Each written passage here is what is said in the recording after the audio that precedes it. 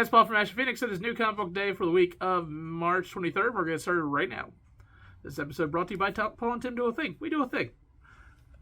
Hey guys, Tim here from Paul and Tim Do a Thing, the comic book store, Capes and Scowls, Team Ashen, places. Let's talk about trades. We have a re-release of Batman, Catwoman, When in Rome, which ties into the Long Halloween. It's very good, by the way. It is Loeb and Sale. We got Marvelverse, America Chavez. This looks like a pretty good mix of her adventures. That'll be important going forward in the MCU. We got Godzilla, Monsters, and Protectors. This was a young reader story. It looked pretty cool as it came out in issues. We've got Tales from the Crypt from the EC. This is the EC collection, Volume 2. So this is issues 23 to 28. Some good classic horror. We've got Usagi Yojimbo, Tengu War. This is Volume 3. I think I read 3. I don't know. But here you go. Stan Sakai, who is awesome. We've got, now this is kind of cool for those of you who just got into Batman because of that movie.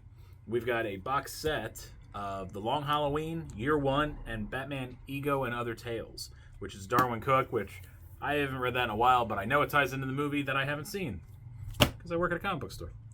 We've got Chivalry, which is a Neil Gaiman story.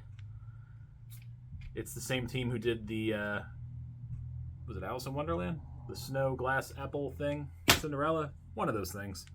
One of those fairy tales. I don't know. Everything looked creepy. It was Neil Gaiman. BPRD, this is Volume 4 of Hell on Earth, which contains Volumes 10, 11, and 14? Weird. And finally, we have an epic collection of Carnage, which is a bunch of ASM issues for the most part. And if you haven't really read a lot of the original Carnage stuff, this is the perfect spot to dive in. First up, we have SpiderGwen, the Gwenverse. I am horrified. Not by the Gwenverse? Not by the Gwenverse, but what he just showed me from his pick of the week. You'll see. You will see. We filmed these out of order, so when he asked, do you know what my pick of the week is? I didn't know. I know now, and I'm not okay. But first up, we have SpiderGwen, the Gwenverse. This is a fun book. I've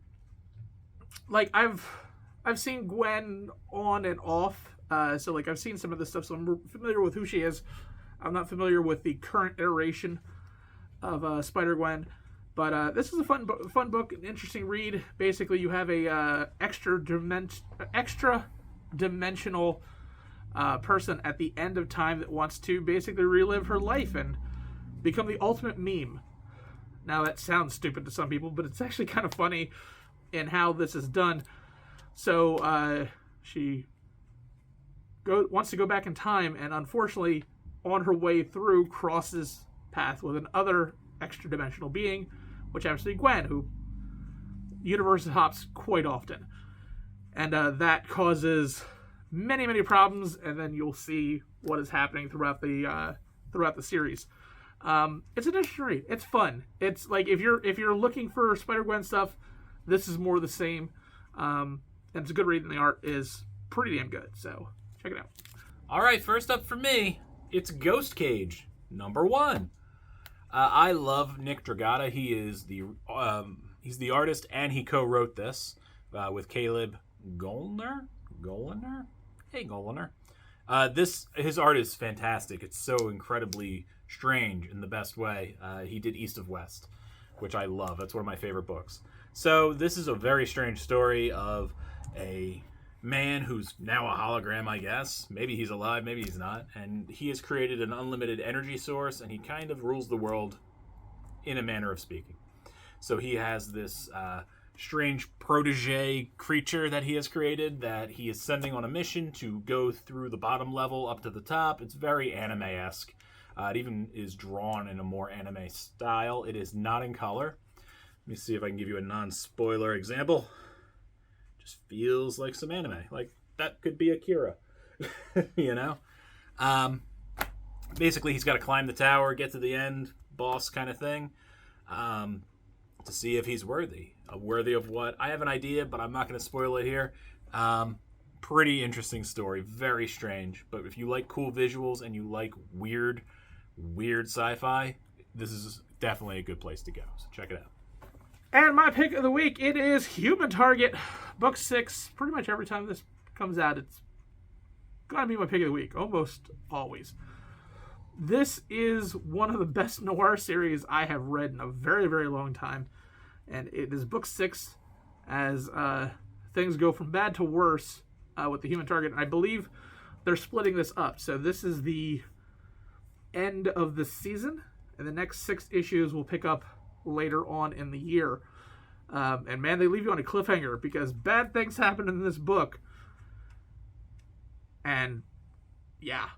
But I mean, the art is fantastic. The art is so good because it really lends itself to the storytelling in this. It really does feel like that 1950s noir. The way the art is laid out, everything lends itself to the story, and that's why this book is just so good. So if you haven't checked it out, you've got some time because you're not going to have the next 6 books for like, I want to say like 4 months or so. Whoa. Something like that. So yeah, definitely check this out. All right, time for my pick of the week. Paul, what's the pick of my week? No idea. Pick of my week. The pick of the week. Still no idea? You don't know that one either? It is Pentagram of Horror. Okay. Hey, Pentagram of Horror. Because this book, which is a Black Caravan book, which the art is by Marco Fontanelli, and he's also the writer. The art in this is gross.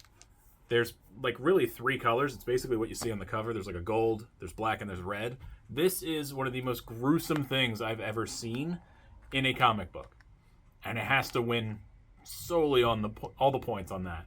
This book is gross. It will not take you long to read per se, but you will enjoy going back and reading it over and over again. If you're remotely a fan of horror, the visuals here is everything you've ever wanted. It's gross. I want to read it again. It's really, really gross. Good job. It is issue 1 of 5. I'm guessing this is anthology horror. I'm not 100%. Or maybe there's just a tie-together character, which could be true. But yeah, this was super good. It's just about a guy who sells his soul to the devil for a reason. And just how he feels about it after the fact. When you realize your time is just about up. And the devil going to come collect. So, gross. Yeah, if you're a little kid, don't read this. All right, that's it. Thank you, everybody, for checking it out. Paul thanks you as well. You can check him out on Twitch. Team Ashen is where he is for that. I, of course, have my podcast, Capes and Scowls. You can check that out. And we do a thing together. It's called Paul and Tim Do a Thing. That's on YouTube. Anything else you want to say? That's good. Super simple this week. See you guys next week. I hope you're here. Bring a friend.